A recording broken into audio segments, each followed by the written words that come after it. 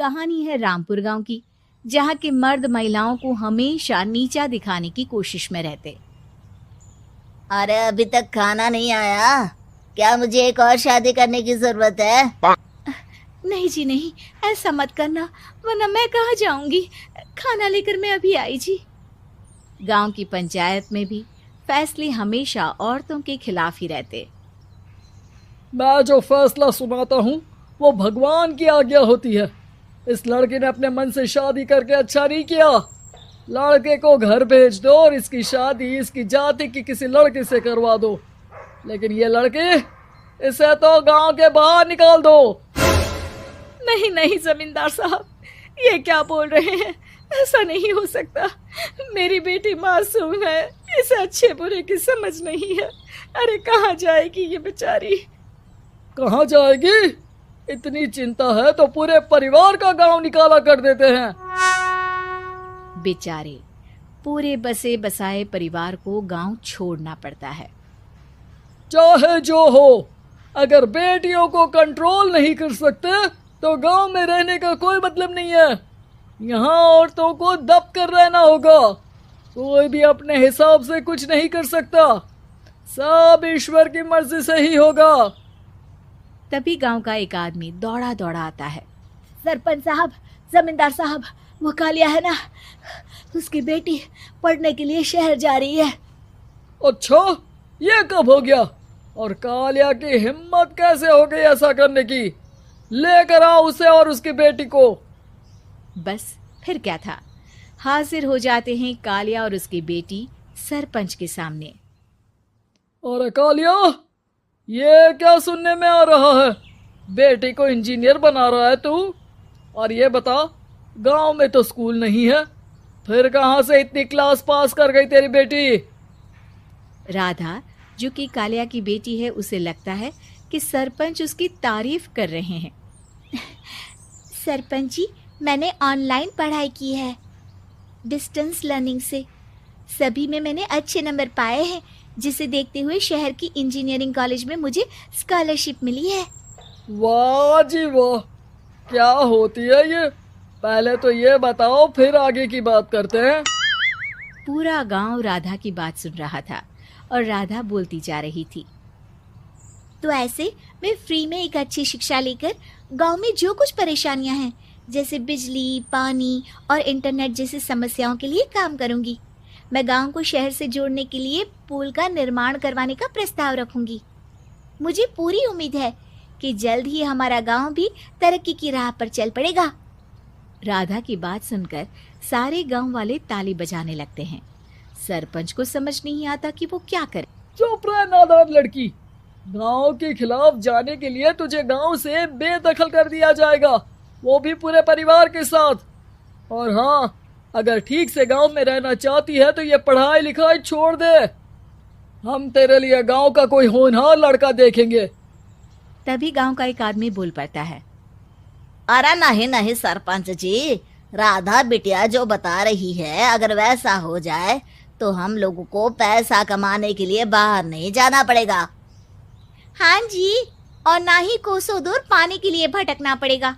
हमारे बच्चे भी अच्छी पढ़ाई कर सकेंगे और आगे बढ़ेंगे, ना कि हमारी तरह खेती करते बैठेंगे। क्यों गांव वालों, राधा बिटिया का साथ देना चाहिए ना।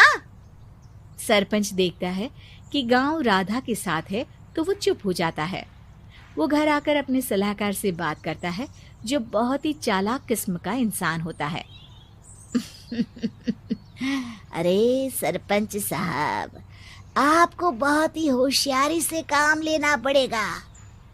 एक बार गांव तरक्की कर गया, यहाँ के बालक पढ़ लिए तो कोई ना पूछेगा आपको। और फिर ये जो बेटा और बेटी है ना आपके, इनको भी आम लोगों की तरह ही जीवन जीना होगा। हाँ, लेकिन करे तो क्या करे? वो ना आप मुझ पर छोड़ दीजिए, बस मैं जैसा बोलूं करते जाइए। अगले रोज सुबह जब गांव वाले सोकर उठते हैं तो राधा के घर के बाहर और साथ ही वो लोग जिन्होंने राधा का सपोर्ट किया था, उनके घर के आगे लाल रंग से कल आऊंगी लिखा होता है। कल आऊंगी, यह क्या होता है? अरे यह तो खून से लिखा है, लगता है कोई भूत प्रेत या चुड़ैल का साया है। चलो सरपंच जी के पास चलते हैं। सभी सरपंच के पास जाकर उसे सारी बात बताते हैं। अरे ये तो बड़ी मुश्किल की बात है। चलो मैं एक बाबा को जानता हूँ, उन्हें बुला लेता हूँ। सरपंच बाबा को लेकर गांव के घर के बाहर जाता है। ओहो, तो ये वो चुड़ैल है जो उन लोगों को निशाना बनाते हैं जो गांव को बदलने का सपना देखते हैं। वो गांव को ऐसे ही संपन्न देखना चाहती है, वो नहीं चाहती कि कोई बाहरी यहाँ का कायाकल्प करे।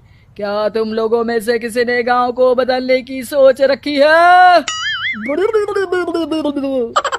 तभी राधा की माँ रोते रोते आती है।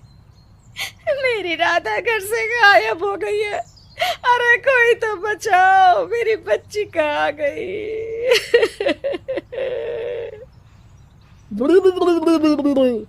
ले गई वो चुड़ैल, तेरी बच्ची को ले गई।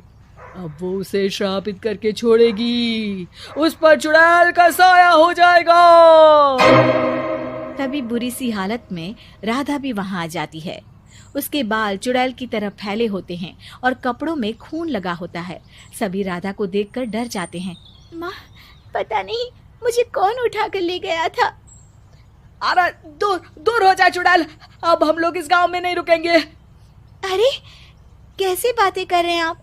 कल तो आप मेरे भरोसे गांव का हुलिया बदलने, अपने बच्चों को पढ़ाने और तरक्की उन्नति की बात कर रहे थे, तो आज क्या हो गया आपको?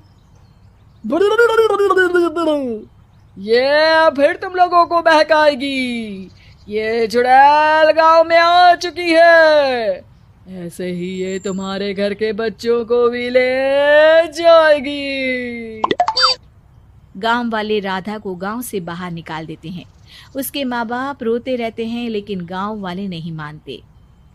मैं भी अपनी बहन के साथ गांव के बाहर रहूंगा, लेकिन वो पढ़ाई नहीं छोड़ेगी। वहीं सरपंच के घर पर सलाहकार कहता है। देखा, सांप भी मर गया और लाठी भी नहीं टूटी। लेकिन अगले ही दिन सरपंच के घर के बाहर भी वही शब्द लिखे होते हैं। और फिर सरपंच की बीवी कहती है, हमारी बेटी को किसी ने अगवा कर लिया है। तभी राधा का भाई वहां आ जाता है। अरे गांव वालों, मैंने सरपंच जी की बेटी को देखा था। वो चुड़ैल उसे उठाकर ले जा रही थी।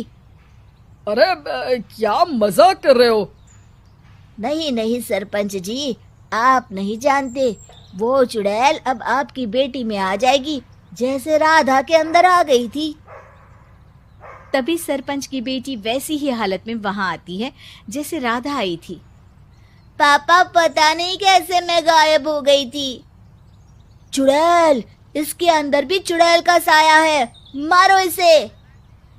अरे नहीं नहीं, इसे भी राधा के पास गांव के बाहर ही भेज दो। अरे चुप रहो, मेरी बेटी कहीं नहीं जाएगी और चुड़ैल वुड़ैल कुछ नहीं होता है। अरे कैसे बात कर रहे हो सरपंच जी? आप तो बोल रहे थे कि आपका फैसला भगवान का ज्ञान होता है, तो अपने पर बात आई तो अब आप ऐसे बोल रहे हैं। अरे ना ना ना, आपको अपनी बेटी को त्यागना ही होगा। अरे बुलाओ बाबा को। राधा का भाई बाबा को ले आता है, जिसे अब गांव वालों के डर के कारण सच बोलना पड़ता है। मैं कोई बाबा नहीं हूँ, मैं तो मोची था। ये सलाहकार महोदय ने मुझे कहा था एक्टिंग करने को। अब वो मुझे पैसे देने वाले हैं। अब मुझे माफ कर दो। गलती हो गई, मुझे माफ कर दो। तभी वहां राधा आ जाती है। देखा सरपंच जी, जब गांव के बच्चे साक्षर होंगे तो आप जैसे लोगों की चालाकी नहीं चलेगी।